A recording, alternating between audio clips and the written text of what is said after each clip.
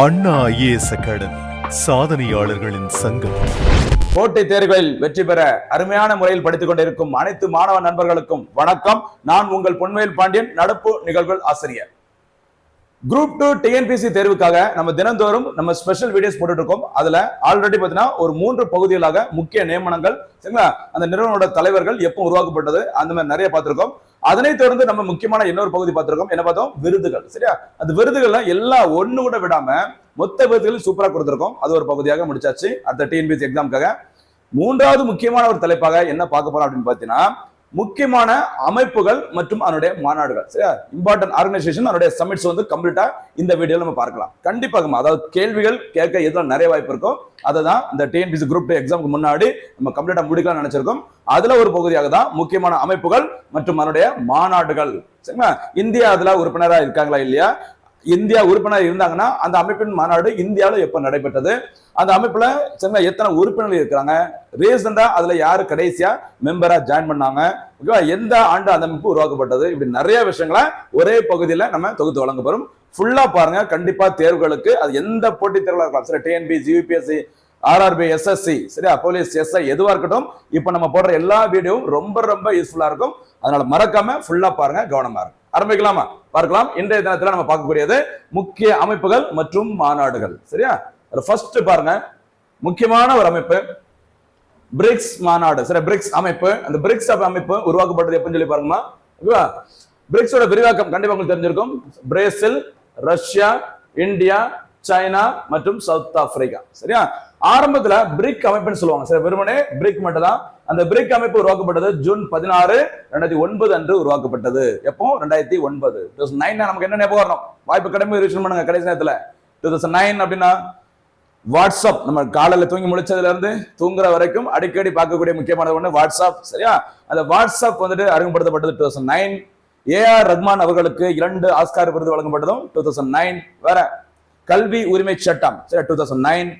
ஆதார் இந்தியாவில் அறிமுகப்படுத்தப்பட்ட ஆண்டு 2009. இப்படி நிறைய சிறப்பு அம்சங்கள் இருக்குது 2009ல. அதே 2009ல தான் எது உருவாக்கப்பட்டது? பிரிக் அமைப்பு உருவாக்கப்பட்டது. இந்த அமைப்புல 2010ஆம் ஆண்டு புதிய உறுப்பினராக இணைந்த நாடு இந்த சவுத் ஆப்பிரிக்கா. அதன் பிறகுதான் இந்த அமைப்புக்கு என்ன பேரு? பிரிக்ஸ். அது வரைக்கும் பிரிக் ஞாபகம். சரிங்களா? ஓகே. இந்த பிரிக்ஸ் அமைப்பின் தலைமையிடம் எங்க இருக்கு அப்படின்னு சொல்லி பாருங்க. சீனாவின் ஷாங்காய் நகரில் அமைந்துள்ளது. சரியா? ஷாங்காய். ஓகே. மொத்த உறுப்பினர்கள் எண்ணிக்கை 10. ஓகேவா? இதுல இப்ப அப்டேட் வேற பண்ணிட்டு இருக்காங்க. புதிய புதிய உறுப்பினர்கள் நிறைய அமைப்புகள் வந்து இருக்குது. அதனால கடைசியாக இந்த அமைப்புல யார் மெம்பரா ஜாயின் பண்ணாங்க அப்படிங்கறத ஒவ்வொரு அமைப்புகளையும் தெரிஞ்சுக்கணும். சரிங்களா? ஓகே. அந்த 10 உறுப்பினர்கள் யாரெல்லாம் சொல்லி பாருங்க. Brazil, Russia, India, China, South Africa. இதுதானது பிரிக்ஸ் அப்படிங்கிறது. சரிங்களா? அந்த சவுத் ஆப்பிரிக்கானது எந்த ஆண்டு, ஓகேவா, இந்த பிரிக் அமைப்புல உறுப்பினர் இணைஞ்சிருக்கிறாங்க? 2010. மறக்கவே கூடாதுமா. 2010 மறக்கவே மறக்காதீங்க. சரிங்களா? இந்த 10 அப்படின்னா எந்த cricket player? Sachin Tendulkar. Jersey number 10, அவர் பேரும் டெண்டுல்கர். சரியா? சச்சின் டெண்டுல்கர் தான் ஒன் டே கிரிக்கெட்ல, சரியா, ODI one day international cricket போட்டியில முதல் முறையாக இரட்டை சதம் அடித்தவர். சரி, டபுள் செஞ்சுரி அடித்த first player Sachin Tendulkar. Against யாரு? இந்த சவுத் ஆப்பிரிக்கா. சரி, தென் ஆப்பிரிக்கானுக்கு எதிராக குவாலியரில் நடைபெற்ற போட்டியில தான் அவர் டபுள் செஞ்சுரி அடிச்சிருப்பாரு. அந்த சவுத் ஆப்பிரிக்காவோட எந்த வருஷம் அடிச்சிருக்கிறாரு? 2010. அதே வருஷம் தான் யாரு? சவுத் ஆப்பிரிக்கா பிரிக்ஸ் அமைப்போட புதிய உறுப்பினரை இணைஞ்சிருக்கிறாங்க. அப்ப 2010 அப்படின்னா ரொம்ப ரொம்ப முக்கியமானது. சவுத் ஆப்பிரிக்காவும் நமக்கும் மறக்காதீங்க. சரிங்களா? அடுத்து போலாமா? சரி, அடுத்து போலாமா? ஓகே, பாருங்க. South Africa. அதே தொடர்ந்து புதிய உறுப்பினராக கடைசியாக இணைந்த நாடுகள் 1 எகிப்து, ஓகேவா, ஈஜிப்ட், அடுத்து பார்த்தீங்கன்னா எத்தியோப்பியா, அடுத்து இந்தோனேஷியா, அடுத்து ஈரான், அடுத்தாப்புல UAE. ஓகேவா? இதுதான் கடைசியாக புதிய உறுப்பினர்களை இணைந்த நாடுகள். மறக்க கூடாது. இவங்களை சேர்த்துதான் எத்தனை நாடுகள் இருக்கிறாங்க? மொத்தம் 10 நாடுகளை கொண்டது பிரிக்ஸ் அமைப்பு. சரியாமா? ஓகே. அடுத்து in August 2023 பாத்துக்கோங்க.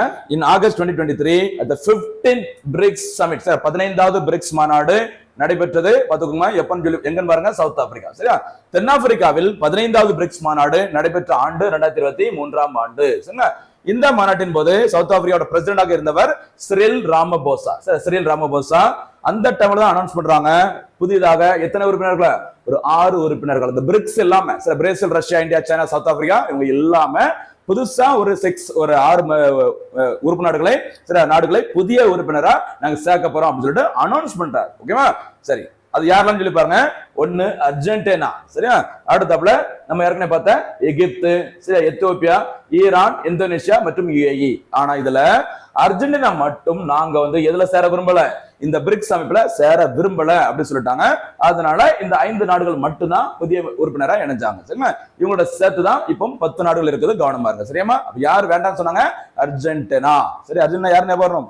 லயனல் மெஸ்ஸி, மறக்காதீங்க, ஃபுட்பால், ஓகேவா? நடப்பு உலக சாம்பியன், ஃபிஃபாவில் ஆண்கள் ஆடவர் உலகக்கோப்பை கால்பந்து போட்டியில நடப்பு சாம்பியன் அர்ஜென்டினா, மறக்க கூடாது, சரியாமா? அந்த அர்ஜென்டினா தான் இல்ல, நாங்க வந்து என்ன பண்ண மாட்டோம், இந்த பிரிக்ஸ்ல உறுப்பினரை சேர முடியாது அப்படின்னு சொல்லி அறிவிச்சிட்டாங்க, சரிங்களா? ஓகே, அடுத்து பாருங்கம்மா. அடுத்து தொடர்ந்து பாருங்க. ஃபுல் மெம்பர்ஷிப், சரி, அந்த நாடுகளுக்கு நம்ம பார்த்தோம், அந்த 5 நாடுகள், the full membership was scheduled to take effect on 1st January 2024. சரியா? ஜனவரி 1, 2024 முதல் இந்த பிரிக்ஸ் அமைப்புல முறைப்படி அந்த நாடுகள் உறுப்பினராக இணைஞ்சிருக்கிறாங்க, சரியா? அதுல கடைசியாக, சரி, அவங்க நாடுகள் எல்லாம் பேசி, சரியா, கலந்து ஆலோசிச்சு இந்த பிரிக்ஸ் அமைப்புல கடைசியாக, அதாவது 10வது நாடாக உறுப்பினராக இணைந்த நாடு இந்தோனேஷியா, சரியா? இந்தோனேஷியா எப்போ உறுப்பினராக இருக்கிறாங்க? ஜனவரி 6, 2025. அப்ப இந்த வருஷம் தொடக்கத்துல இந்தோனேஷியா இந்த பிரிக்ஸ் அமைப்போட, சரியா, முழு நேர உறுப்பினராக முறைப்படி இணைஞ்சிருக்கிறாங்க, சரிங்களா? இதுல இந்தோனேஷியாவுக்கு சிறப்பு இருக்கு, என்னன்னு சொல்லி பாருங்க. First South East Asian nation, சரியா, முதல் தென்கிழக்கு ஆசிய நாடு இந்த பிரிக்ஸ் அமைப்புல உறுப்பினராக இணைஞ்சிருக்கிறாங்க. எத்தனை உறுப்பினராகுமா? 11வது உறுப்பினராக, மறக்க கூடாது. மொத்தம் 210. கடைசியா இந்தோனேஷியா சேர்த்து பார்க்கும்போது எத்தனை பேர் வராங்க? அதுல 11 நாடுகளை கொண்டது பிரிக்ஸ் அமைப்பு, சரிங்களா? கவனமா இருங்க, அர்ஜென்டினா சேர்ந்தா சிறப்பா இருக்கும். அடுத்து இந்த அமைப்பின் தற்போதைய தலைவராக இருப்பவர் யாருன்னு சொல்லி பாருங்க. பிரேசில் நாட்டின், சரியா, அதிபராக இருக்கிற லூயிஸ் இனாசியோ லூலா டா சில்வா. பேர ஒரே லுலுலுனா வருது, சரியா? லூயிஸ் இனாசியோ லூலா டா சில்வா, ஓகேவா? எந்த நாட்டின் அதிபர்? பிரேசில், சரிங்களா? ஏன் வந்து பிரேசில் நாட்டின் அதிபர் இதனோட சேர்மனா இருக்காங்க அப்படிங்கிறதுக்கு ஒரு காரணம் இருக்குது. என்ன காரணம்? அங்க மாநாடு, நடப்பு மாநாடு அங்க நடைபெற்றது அப்படின்னா அந்த அமைப்போட தலைவர் யாரா இருப்பாங்க? அந்த நாட்டின் தலைவர் இருப்பாங்க. அந்த வகையில பிரேசில்ல தான் மாநாடு நடைபெற உள்ளது. அதனால பிரேசில் அதிபர் தான் இந்த பிரிக்ஸ் அமைப்பின் தற்போதைய தலைவரா இருக்கிறாங்க, சரியா? ஓகே, சரி, நம்ம ஏற்கனவே சொன்ன மாதிரி அந்த பிரிக்ஸ் அமைப்பை பத்தி நம்ம டீடைலா பார்த்துட்டோம். இப்போ நம்ம பார்க்கக்கூடியது எக்ஸாம்ல ரொம்ப ரொம்ப முக்கியமான ஒரு பகுதியா இருக்கக்கூடியது அந்த அமைப்பின் மாநாடுகள், சரியா? பிரிக்ஸ் அமைப்பின் மாநாடு, ஃபர்ஸ்ட் மாநாடு பாருங்க, ஃபர்ஸ்ட் பிரிக்ஸ் சமிட். ஃபர்ஸ்ட் என்ன பேரு? பிரிக்ஸ், சரி, பிரிக், ஓகேவா? பிரிக் ஏன் அந்த அதுல எஸ்எம்எஸ் ஆகுது? ஏன்னா 2009ல பிரிக் அமைப்பு உருவாக்கும் போது யார் உறுப்பினர் கிடையாது? South Africa. அதனால முதல் மாநாடோட பேரு ஜஸ்ட் என்ன பேர் தான்? பிரிக் தான், ஓகேவா? பிரிக். சரி, முதல் பிரிக் மாநாடு நடைபெற்றது ஜூன் 16, 2009ஆம் ஆண்டு. நடைபெற்ற நாடு எதுன்னு பாருங்க, ரஷ்யா, சரி, ரஷ்யாவின் எக்கடெரின்பர்க் அப்படின்னு சொல்ற இடத்துல நடைபெற்றது. அந்த டைம்ல ரஷ்யாவோட பிரசிடென்டாக, அதிபராக இருந்தவர் திமித்ரி மெத்வதேவ், மறக்க கூடாது, சரியாமா? ஓகே, இது வந்துட்டு பிரிக்ஸ் அமைப்போட முதல் மாநாடு, சரி, பிரிக்கோட முதல் மாநாடு. அதுக்கு அடுத்தபடியாக 4வது மாநாடு, சரியா? ஏன் வந்து செகண்ட் தேர்ட் சொல்லலாம்னா, அதுல அந்த மாநாடு இந்தியாவில் நடக்கல. இனிமே நம்ம என்ன பார்க்க போறோம் அப்படின்னா, இந்தியாவில இந்த பிரிக்ஸ் மாநாடு எப்ப நடந்திருக்குது, அதுக்கப்புறம் அந்த பிரிக்ஸ் மாநாடு கடைசியாக ஒரு சில மாநாடுகள் எங்கு நடைபெற்றது அப்படின்னு நம்ம பார்க்க போறோம். ஒவ்வொரு மாநாடுகளும் நம்ம எப்படி பார்ப்போம் அப்படின்னா, முதல் மாநாடு எங்க நடைபெற்றது, அது எந்த அமைப்பா இருக்கட்டும், அது பார்த்துருப்போம். அந்த அமைப்புல இந்தியா, சப்போஸ் அவங்க மெம்பரா, இந்தியா வந்து மெம்பரா இருந்தாங்க அப்படின்னா, இந்தியாவில அந்த மாநாடு எப்போ நடைபெற்றது அதையும் பார்த்துருவோம். கடைசியாக 2025, 2026 எங்க நடக்க போகுது, 2024 எங்க நடக்க போகுது, இது எல்லாமே ஒவ்வொரு அமைப்புகளையும் நம்ம சொல்லுவோம். அதை தொடர்ந்து பாருங்க, சரியா? சரி, பாருங்கம்மா. இந்த பிரிக்ஸ் அமைப்போட 4வது மாநாடு, சரி, 4th சமிட், சரியா, நடைபெற்றது 2012ஆம் ஆண்டு மார்ச் 29, ஓகேவா? நடைபெற்ற இடம் எங்கன்னு சொல்லி பாருங்க, நியூ டெல்லி. அப்போ இந்தியாவில தான் பிரிக்ஸ் அமைப்போட எத்தனை மாநாடு? 4வது மாநாடு. கனெக்ட் பண்ணிட்டு வாங்க. இதுக்கு அப்புறம் வேற பிரிக்ஸ் மாநாடு, எத்தனையாவது மாநாடு இந்தியாவில் நடைபெற்றது அப்படிங்கறது பாருங்கம்மா. ஒருவேளை அந்த டைம்ல யார் பிரதமர் அப்படிங்கிற மாதிரி கூட மேட்ச் பண்ணி கேட்கலாம், கவனமா இருக்கு, சரியா? இப்ப இந்தியாவில முதல் முறையாக பிரிக்ஸ் மாநாடு நடைபெற்ற வருஷம் 2012, மறக்காதீங்க, சரிங்களா? அந்த மாநாடு நடைபெற்ற இடம் டெல்லி. அப்போது இந்தியாவின் பிரதமராக இருந்தவர், சரிங்களா, டாக்டர் மன்மோகன் சிங் அவர்கள், சரிங்களா? ரொம்ப ரொம்ப முக்கியமான ஒரு ஆளு, கவனமா இருங்க, விட்டுறக்கூடாது, சரியாமா? ஒரு போனஸ் கேள்வி கேட்கலாமா? நம்ம வீடியோ தொடர்ந்து பாக்குறவங்களுக்கு கண்டிப்பா இது தெரிஞ்சிருக்கும், சரிங்களா? டாக்டர் மன்மோகன் சிங் அவர்களுக்கு, சில முன்னாள் பிரதமர் டாக்டர் மன்மோகன் சிங் அவர்களுக்கு சமீபத்தில் ஒரு விருது வழங்கப்பட்டது. அந்த விருதின் பெயர் என்ன? நம்ம வீடியோல பார்த்திருக்கோம். வீடியோ பார்த்தவங்க ஞாபகம் இருந்தா பதில போனஸ் கேள்வியா அந்த நம்ம கமெண்ட்ல பதில் சொல்லுங்க, பார்க்கலாம், சரிங்களா? ஓகே, அடுத்து போலாமா?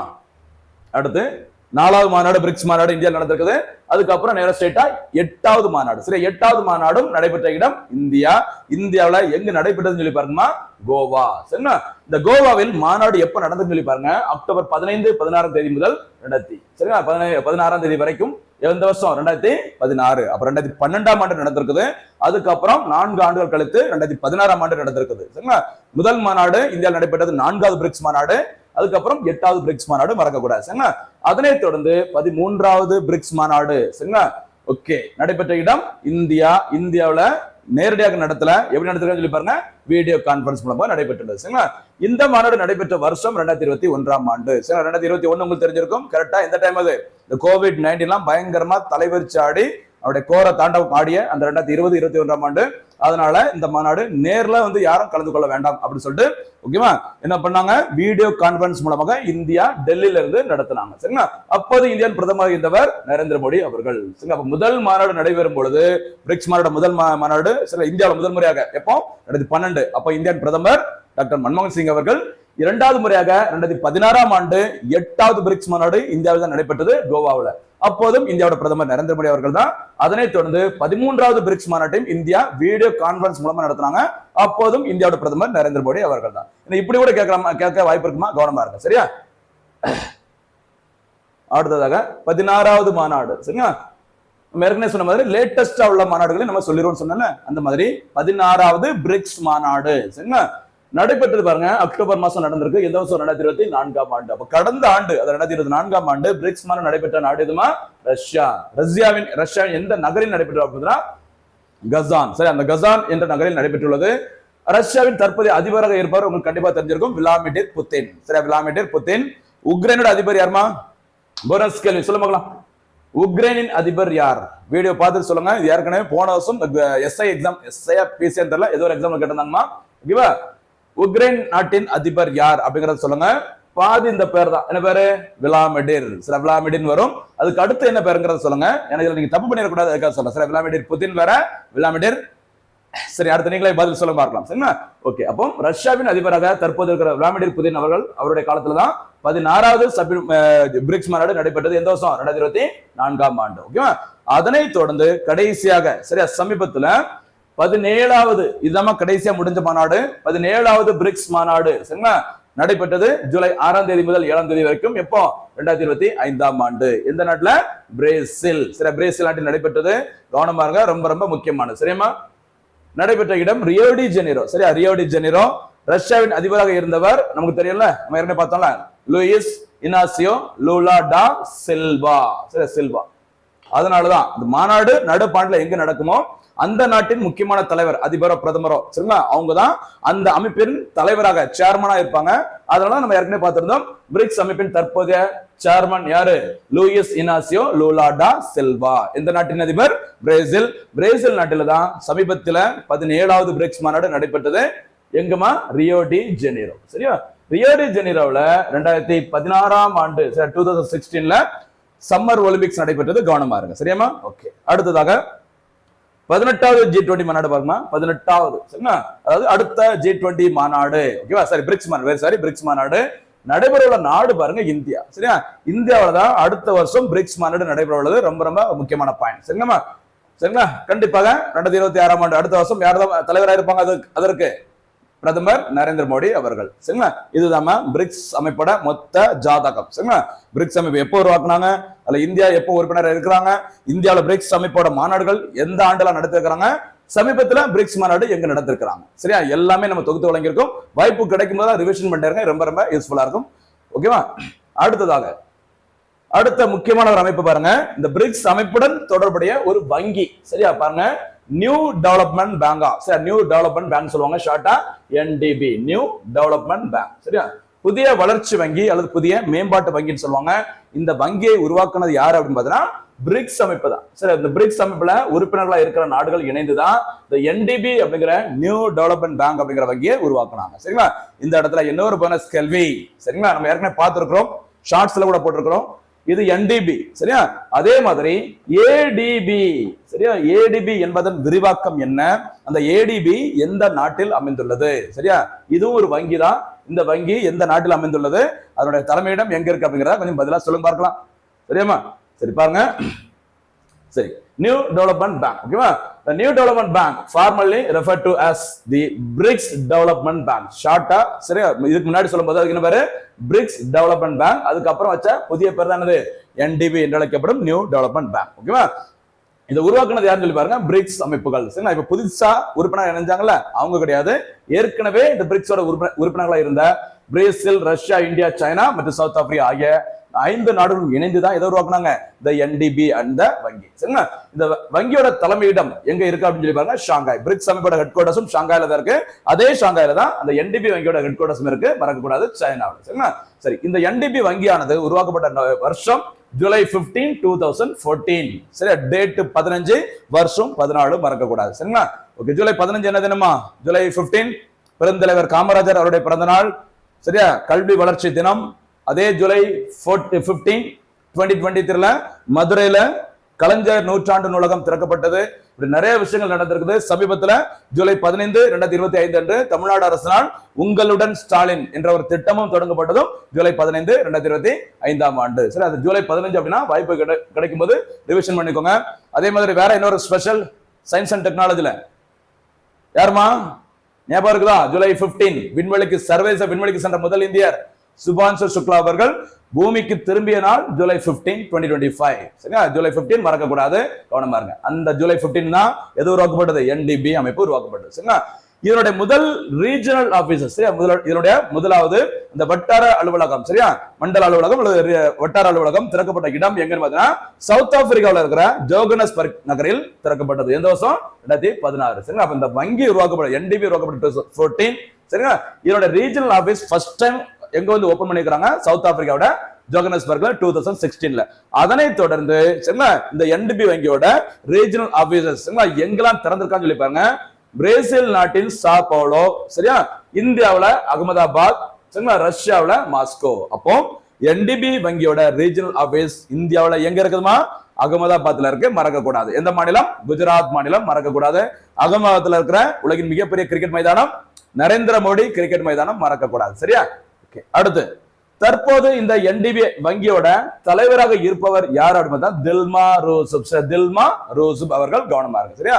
அப்ப NDBங்கிற வங்கியானது உருவாக்கப்பட்டது இந்த அமைப்பினால, பிரிக்ஸ் அமைப்பினால, மறக்க கூடாது. சரியாமா? அதாவது NDB சரி பிரிக்ஸ் அமைப்பில் இருக்க உறுப்பு நாடுகளுக்கிடையே சரிங்களா எல்லா வளர்ச்சிகளுக்கும் தேவையான கடன் உதவிகளை வழங்குவதுதான் இந்த NDB வங்கியோட முக்கியமான நோக்கம். சரியா? ஓகே, அடுத்து போலாமா?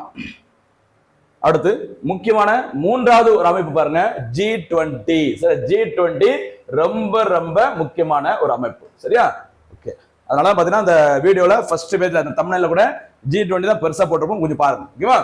சரி, இந்த G20 அமைப்பு உருவாக்கப்பட்டது. சரி, G20 G7 அப்படின்னா குரூப் ஆஃப் 7 குரூப் ஆஃப் 20 சொல்லுவாங்க. சரிங்களா? ஓகேங்க, பாருங்க ஃபார்மேஷன் உருவாக்கப்பட்டது செப்டம்பர் 26, 1999 உருவாக்கி இருக்கிறாங்க இந்த அமைப்பை. சரிங்களா? இந்த அமைப்பில் தற்போதுள்ள மொத்த உறுப்பு நாடுகளின் எண்ணிக்கை, சரியா, அமைப்புகளும் சில நிறைய நாடுகளும் இணைந்ததுதான் இந்த G20. இதுல மொத்த உறுப்பினர்கள் 21. சரிங்களா? அந்த 21 உறுப்பினர்கள்ல மொத்தம் எத்தனை நாடுகள் அப்படின்னு பார்த்தீங்கன்னா 19. சரி, 19 நாடுகள்.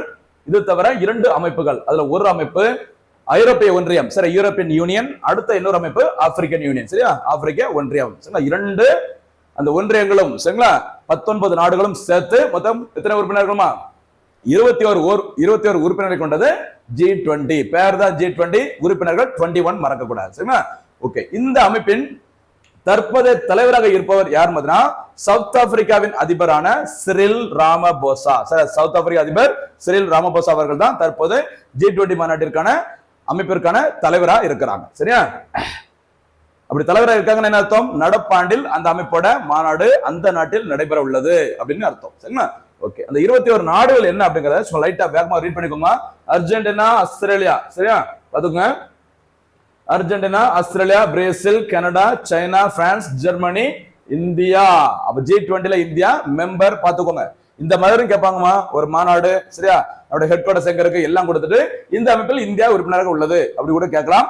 கண்டிப்பா இருக்கிறாங்க, கவனமா இருங்க. சரிங்களா?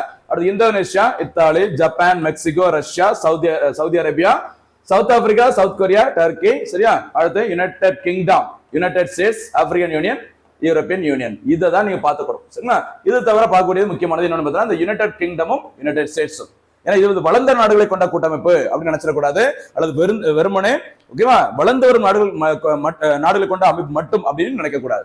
ஏன்னா இதுல யாரும் இருக்கிறாங்க, அமெரிக்காவும் இருக்கிறாங்க, இந்தியாவும் இருக்கிறாங்க. இந்தியா வளர்ந்து வரும் நாடு, அமெரிக்கா வளர்ந்த நாடு. சரிங்களா, ரெண்டு பேருமே உறுப்பினர் இருக்கிறாங்க இதுல G20 அமைப்புல. சரிங்களா, அதே மாதிரி 2 அமைப்புகள் இருக்காங்கன்னு சொன்னால, ஒன்னு ஆப்பிரிக்கன் யூனியன், அடுத்து யூரோப்பியன் யூனியன், மறக்க கூடாது. சரியாமா, அடுத்து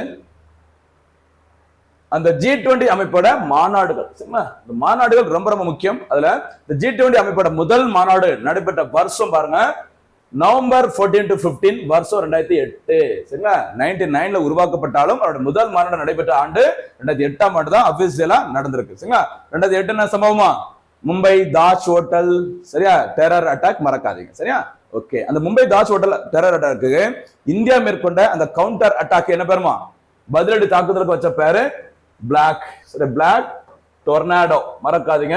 ஏன்னா சமீபத்துல நிறைய தீவிரவாத சம்பவங்கள், சரியா, தாக்குதல்கள் நடந்திருக்கு. அதுக்கு இந்தியா செம்மையா நிறைய கவுண்டர் அட்டாக் கொடுத்துருக்காங்க. அந்த ஆபரேஷனுக்கும் சில பேர்லாம் வச்சிருக்காங்க, ஆபரேஷன் சிந்தூர், ஆபரேஷன் சிந்துலாம் வச்சிருக்காங்களே, அதே மாதிரி இதையும் கேட்கலாம், கொஞ்சம் கவனமா இருங்க. சரிங்களா, 2008 Mumbai terror attack, black tornado மறக்காதீங்க. சரியாமா, சரி, அடுத்து பாருங்க. சரி, இந்த மாநாடு, முதல் மாநாடு G20 அமைப்போட முதல் மாநாடு நடைபெற்றது வல்லரசு நாடான அமெரிக்கா. அமெரிக்காவில் எங்க நடைபெற்றுள்ளது, வாஷிங்டன்ல. சரிங்களா, வாஷிங்டன்ல முக்கியமான 2 அமைப்புகளோட ஹெட் குவார்டர்ஸ் இருக்குது. யுனைடெட் நேஷன் கீழே இருக்க முக்கியமான அமைப்புகள், ஒண்ணு உலக வங்கி, இன்னொன்னு என்னதுமா IMF. 2 அமைப்புகளும் கடன் வழங்குறதுல, நிதி வழங்குறதுல முக்கியமான அமைப்புகள். ரெண்டுமே ஹெட் குவார்டர்ஸ் எங்க இருக்குது, வாஷிங்டன். வாஷிங்டன் DC, டிசினா டிஸ்ட்ரிக்ட் ஆஃப் கொலம்பியா. ஓகேவா, ஓகே. அடுத்து பாருங்க, அந்த முதல் மாநாடு நடைபெறும் போது அமெரிக்க அதிபராக இருந்தவர் ஜார்ஜ் W. புஷ். சரியா, ஓகே. அடுத்து ஸ்ட்ரைட்டா 18வது மாநாட்டுக்கு வந்துடும். ஏன் செகண்ட் தேர்ட்லாம் சொல்லல, ஏன்னா 18வது மாநாடு எங்க நடைபெற்றது, இந்தியாவில் நடைபெற்றது. சரியா, இந்தியாவில் முதல் முறையாக இதுவரைக்கும் ஒரே ஒரு முறை மட்டும் தான் G20 மாநாடு நடைபெற்றது. மறக்கவே மறக்காதீங்க, ரொம்ப ரொம்ப முக்கியமான. சரிங்களா, நடைபெற்ற நாள் செப்டம்பர் 9ஆம் தேதி முதல் 10ஆம் தேதி வரைக்கும், வருஷம் பாத்தீங்கன்னா 2023ஆம் ஆண்டு. சரி, 2023 மறக்கவே கூடாது.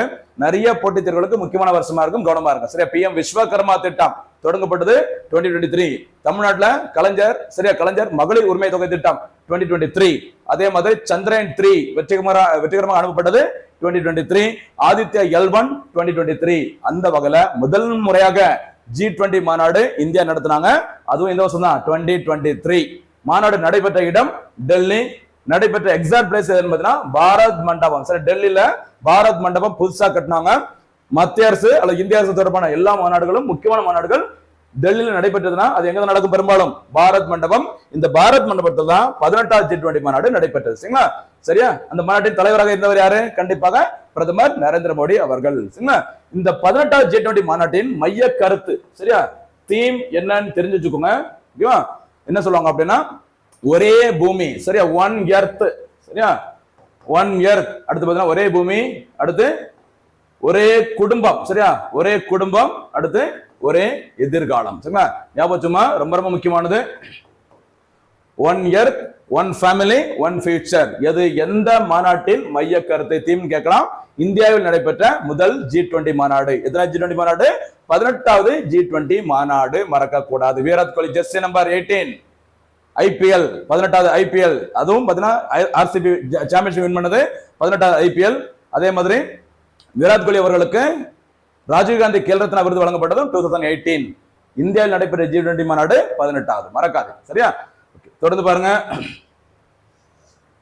அடுத்ததாக 19வது G20 மாநாடு. சரிங்களா, 2024ஆம் ஆண்டு இந்த மாநாடு நடைபெற்ற இடம் பிரேசில். ஓகேவா, ரியோ டி ஜெனீரோ நடைபெற்ற இடம் ரியோ டி ஜெனீரோ. அவருடைய தலைவர் Luiz Inácio Lula da Silva. ஓகேவா, அடுத்து 20வது மாநாடு. சரிங்களா, 2025ஆம் ஆண்டு இனிமே நடைபெற உள்ள நாடு எதுன்னு பாத்தீங்கன்னா சவுத் ஆப்பிரிக்காவின் ஜோகனஸ்பர்க் நகரில் நடைபெற உள்ளது. அதனாலதான் இந்த பிரிக்ஸ் G20 அமைப்பிற்கு யார் தலைவராக இருக்கிறாங்க, சவுத் ஆப்பிரிக்கன் அதிபரான சிரில் ராமபோசா அவர்கள். சரிங்களா, மறக்க கூடாதுன்னா ரொம்ப ரொம்ப முக்கியமானது. G20 அமைப்பு 19 நாடுகளை கொண்டது, பிளஸ் 2 அமைப்பு, ஐரோப்பிய ஒன்றியம், ஆப்பிரிக்க ஒன்றியம். இதுல இந்தியா உறுப்பினர் இருக்கிறாங்க. இந்தியாவில் 18வது G20 மாநாடு நடைபெற்ற வருஷம் 2023. 2024ஆம் ஆண்டு G20 மாநாடு நடைபெற்ற நாடு பிரேசில். இந்த வருஷம் அதாவது 2025ல இந்த மாநாடு நடைபெற உள்ள இடம் எங்க, சவுத் ஆப்பிரிக்கா, மறக்காதீங்க. சரியாமா, அடுத்ததாக இது கூட நீங்க தெரிஞ்சு வச்சுக்கோங்க. அடுத்த மாநாடு சரிங்களா 2026 அனௌன்ஸ் பண்ணிட்டாங்க. 21வது இந்த G20 மாநாடு எந்த வருஷம் 2026ஆம் ஆண்டு நடைபெற உள்ள நாடு இது யுனைடெட் ஸ்டேட்ஸ். சரியா அமெரிக்காவில் நடைபெற உள்ளது. அமெரிக்கன் அதிபராக இருப்பவர் டொனால்ட் ட்ரம்ப், மறக்கக்கூடாது. சரியா டொனால்ட் ட்ரம்ப் எத்தனையாவது குடியரசுத் தலைவர்?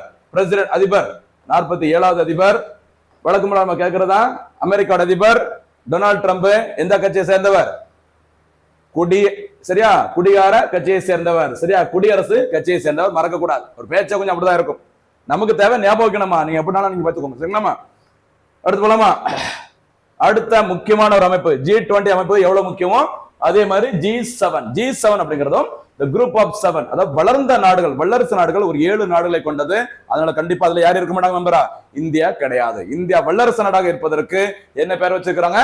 விக்ஷித் பாரத். விக்ஷித் பாரத் 2047 இலக்கு ஆண்டு மறக்கக்கூடாது. இந்தியா சுதந்திரம் பெற்று 2047ஆம் ஆண்டு 100வது ஆண்டு வரும். அந்த 100வது ஆண்டு வர்றதுக்குள்ள இந்தியா வல்லரசு நாடாக மாறி இருக்க வேண்டும் அப்படின்னு சொல்லி இலக்கு நிர்ணயம் பண்ணிக்கிறாங்க. அது வச்ச பேரை மறக்காதீங்கம்மா. என்ன பேரு? விக்ஷித் பாரத். சரிங்களா? சரி, இந்த G7 அமைப்புல யாரெல்லாம் மெம்பர் சொல்லி பாருங்க. Canada, France, Germany, Italy, Japan, UK and US. சரியா 7 நாடுகளை கொண்டது G7. இந்த அமைப்பு உருவாக்கப்பட்டது பாருங்க நவம்பர் 15, 1975. சரியா நவம்பர் 15 இதை ஞாபகம் வருதா? பிர்சா முண்டா. சரியா இந்தியாவுல பழங்குடியினத்தை சேர்ந்த முக்கியமான ஒரு தலைவர், ஓகேவா, சுதந்திர போராட்ட வீரர் பிர்சா முண்டா அவர்கள். அவருடைய பிறந்த நாள் நவம்பர் 15ஆம் தேதி. இந்தியாவில் என்ன தினம்? பழங்குடியினர் கௌரவ தினம். அதற்கு மத்திய அரசு வச்ச பேரு ஜன் ஜாதிய கௌரவ் திவாஸ். சரியா மறக்காதீங்க. நவம்பர் 15 ரொம்ப ரொம்ப ஸ்பெஷலான ஒரு டே. ஓகேவா? சரி, இந்த அமைப்பு உருவாக்கப்பட்ட வருஷம் 1975, மறக்க கூடாதுமா. சரியா இந்தியாவில் எமர்ஜென்சி, நேஷனல் எமர்ஜென்சி எப்போ? ஜூன் 25, 1975 அன்னைக்கு இந்தியாவில் நேஷனல் எமர்ஜென்சி டிக்ளேர் பண்ணாங்க. டிக்ளேர் பண்ணது யாரு? 1975. டக்குன்னு எல்லாரும் இந்திரா காந்தி சொல்லிடுவாங்க. ஏன்னா அவங்க தான் பிரதமர் அப்படின்னு சொல்லிட்டு. எப்பவுமே எமர்ஜென்சி யார் டிக்ளேர் பண்ணுவாங்க? President of India. அந்த வகையில அந்த டைம்ல இந்தியன் பிரசிடென்டாக இருந்தவர் ஃபக்ருதீன் அலி அகமது அவர்கள். அவங்க தான் நமக்கு சரியா தேசிய அந்த அவசர நிலையை பிரகடனம் பண்ணாங்க. 1975 ஜூன் 25, மறக்க கூடாது. அந்த ஜூன் 25 தான் இந்திய அரசியலமைப்பின் கருப்பு தினம் அப்படிங்கிற மாதிரி மத்திய அரசு சொல்லியிருக்கிறாங்க. சரியா இதே 1975ல RRB சரியா ரீஜனல் ரூரல் பேங்க் உருவாக்கப்பட்டது. 1975 20 பாயிண்ட் ப்ரோக்ராம், 20 அம்ச திட்டம் 1975. இப்படி நிறைய இருக்குது. வாய்ப்பு கிடைக்கும் ரிவிஷன் பண்ணுங்க. சரியாமா? ஓகே. அதே மாதிரி இந்த G7 அமைப்பிற்கு எது கிடையாது? தலைமையிடம் கிடையாது. G20ல இருந்து சரியா பிரிக்ஸ் அடுத்து பார்க்க போற எல்லா அமைப்புகளுக்கும் ஹெட் குவார்டர்ஸ் இருக்குது. இந்த G7க்கு மட்டும் தலைமையிடம் கிடையாது. ஏன்னா எல்லாமே நாங்க தான் நிக்கிறதுனால ஹெட் குவார்டர்ஸ் கிடையாது. சரியா எல்லாமே வளர்ந்த நாடுகள், மறக்காதீங்க. சரியாமா? சரி, அடுத்த எக்ஸாமுக்கு என்ன தேவை அப்படின்னா இந்த G7 அமைப்போட மாநாடுகள். சரி, G7 அமைப்பின் மாநாடுகள் முதல் மாநாடு நடைபெற்றது என்ன பேர்ல? G6 தான். சரியா ஏன்னா அதுல ஒரு கனடா, அந்த கனடா நாடு இந்த அமைப்புல மெம்பர் கிடையாது. அதனால 6 நாடுகளை கொண்ட கூட்டமைப்பாக தான் முதலில் மாநாடு நடைபெற்ற வருஷம் 1975. எங்க நடைபெற்றது? பிரான்ஸ் நாட்டில் நடைபெற்றது. சரிங்களா? அதனைத் தொடர்ந்து ஓகேவா செகண்ட் இரண்டாவது மாநாடு ஓகேவா என்ன பேர்ல நடந்திருக்குது? First meeting as G7. சரி G7 ஏன்னா 7வது நாடாக சரி 7th மெம்பரை யார் ஜாயின் பண்ணிட்டாங்க? கனடா. அதுல இருந்தா இன்னைக்கு வரைக்கும் G7 மாநாடு அப்படிங்கிற பேர்ல இருக்குது. கவனமா இருக்கு. சரியாமா? ஓகே. இந்த G7 அப்படிங்கிற மாநாடு நடைபெற்றது முதல் முறையாக 1976 அன்னைக்கு நடைபெற்ற நாடு அமெரிக்கா, மறக்க கூடாது. சரியாமா? ஓகே. அடுத்து போலாமா? அடுத்து சமீபத்திய சில G7 மாநாடுகள். 50வது மாநாடு சரி 1975ல அமைப்பு உருவாக்கப்பட்டது. 2024ஆம் ஆண்டு அதனுடைய 50வது மாநாடு நடைபெற்ற நாடு மறக்காதீங்க இத்தாலி. சரி இத்தாலியின் ஃபேசோனோ சரி பக்லியா அப்படிங்கிற இடத்தில் நடைபெற்றது. இத்தாலியின் அதிபராக அப்போது இருந்தவர் யார் பாருங்க? ஜார்ஜியோ மெலோனி அவர்கள், மறக்க கூடாது. ரொம்ப முக்கியமானது. சரி அப்ப G7 அமைப்போட 50வது மாநாடு ரொம்ப முக்கியமானது. கவனமா இருக்க. இந்த வருஷம் 2024. இந்த 50வது அந்த G7 மாநாட்டில் தான் பிரதமர் நரேந்திர மோடி அவர்கள் எத்தனாவது மக்களவை தேர்தலில் 18வது சரி 18th லோக்சபா எலெக்ஷன்ல வின் பண்ணி பிரதமராக பதவியேற்ற பிறகு பிரதமர் நரேந்திர மோடி அவர்கள் மேற்கொண்ட முதல் வெளிநாட்டு பயணம் இந்த 50வது G20 மாநாடு. கவனமா இருங்க. நடைபெற்ற நாடு எது? இத்தாலி. சரியா அவரோட அதிபர் ஜார்ஜியோ மெலோனி. போட்டோல பார்த்திருப்பேன் நினைக்கிறேன். ஓகேவா? ஓகே. அடுத்து 51வது G20 சரியா சாரி G7 மாநாடு 2025ஆம் ஆண்டு எங்கு நடைபெற்றது அப்படின்னு சொல்லி பாருங்க. கனடா நாட்டில் நடைபெற்றது. சரியா கனடா நாட்டில் சரியா ஆல்பர்டா மாகாணத்தில் நடைபெற்றது. கனடா நாட்டின் தற்போதைய பிரதமராக இருப்பவர் மார்க் கார்னி அவர்கள், மறக்க கூடாது. சரிங்களா ரொம்ப முக்கியமானது. கவனமா இருக்கு. சரியாமா? அடுத்து 2026ஆம் ஆண்டு இந்த G7 அமைப்பின் மாநாடு சரிங்களா 52வது மாநாடாக எந்த நாட்டில் நடைபெற உள்ளது? மறுபடியும் பாருங்க பிரான்ஸ் நாட்டில் நடைபெற உள்ளது. ஏன்னா G7 அமைப்போட முதல் மாநாடு 1975 நடந்தது. எந்த நாட்டுல தான்? பிரான்ஸ் நாட்டுல. அந்த அமைப்பின் 52வது மாநாடு மறுபடியும் பிரான்ஸ் நாட்டில் நடைபெற உள்ளது. கவனமா இருக்கு. சரியாமா? இதுதான் G7 அமைப்போட மொத்த கதைகளும். சரிங்களா? ஓகே. அடுத்தபடியாக SCO அமைப்பு பாருங்கம்மா. ஷாங்காய் கோஆபரேஷன் ஆர்கனைசேஷன், தமிழ்ல ஷாங்காய் ஒத்துழைப்பு அமைப்புன்னு சொல்லுவாங்க. இந்த அமைப்பு எப்ப உருவாக்கப்பட்டதுன்னு சொல்லி பாருங்க. ஜூன் 15, 2001 சார் 2001 அன்னைக்கு உருவாக்கி இருக்கிறாங்க. 2001ல நம்முடைய பாராளுமன்றத்தின் மீது தீவிர தாக்குதல் நடைபெற்றது. 2001 மறக்க கூடாது. சரிங்களா? அந்த வருஷம் தான் SCO அமைப்பு முறைப்படி உருவாக்கி இருக்கிறாங்க. ஜூன் 15 அன்று. சரிங்களா? இதை உருவாக்குனது யாருன்னு சொல்லி பாருங்க. இந்தியா கிடையாது. சரி, இந்தியா இந்த அமைப்பு உருவாக்கும் போது உறுப்பினர் கிடையாது. அதுக்கப்புறம் 2017ல இந்தியாவும் பாகிஸ்தானும் முறைப்படி உறுப்பினர் இணைந்தாங்க.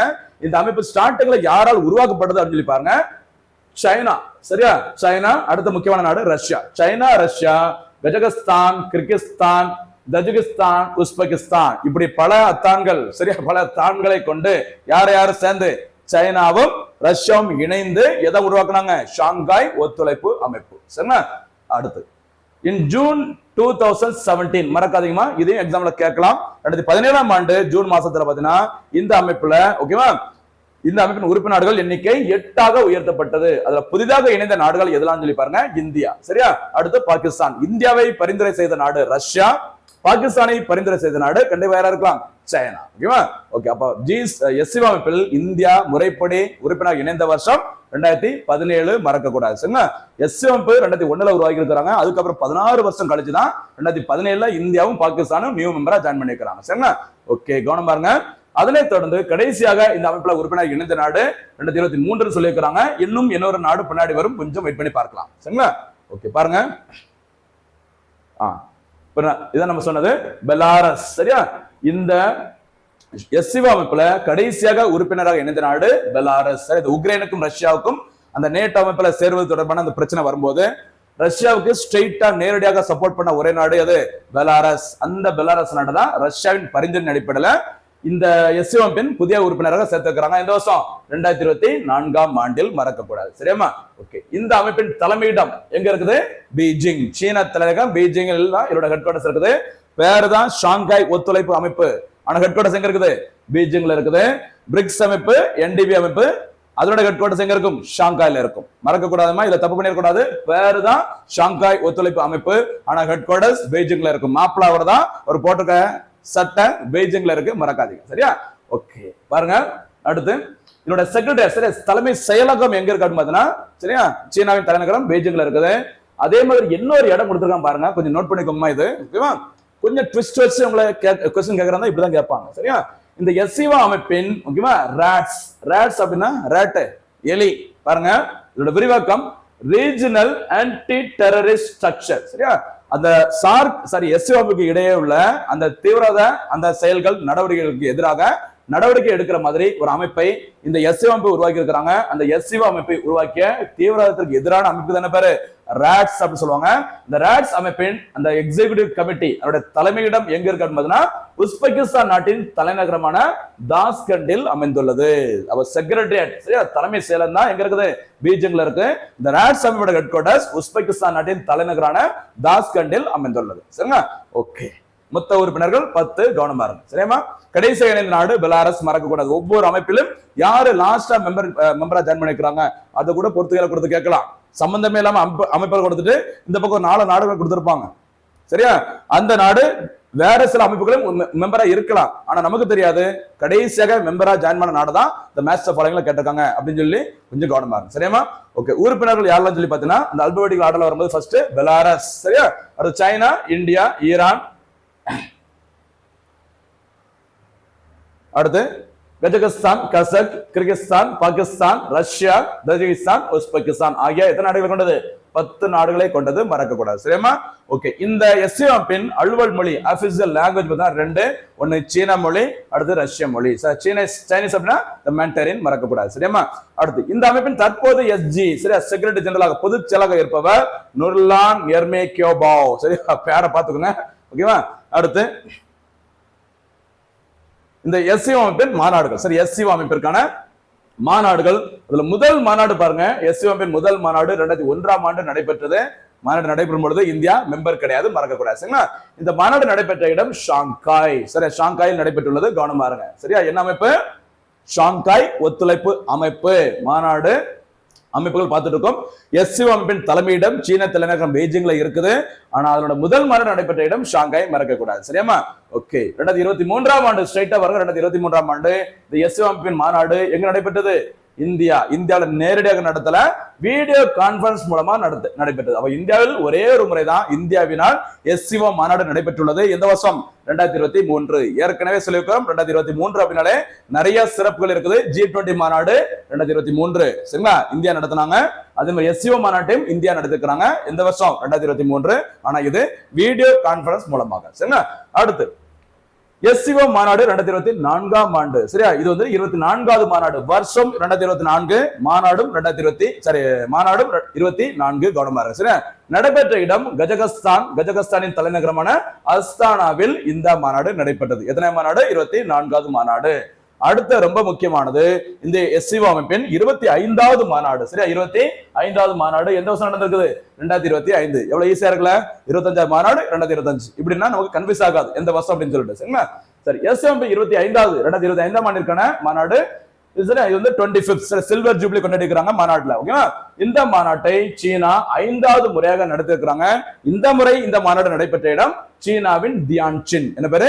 தியான்சின் நகரில் 25வது SCO மாநாடு நடைபெற்றது. சரிங்களா?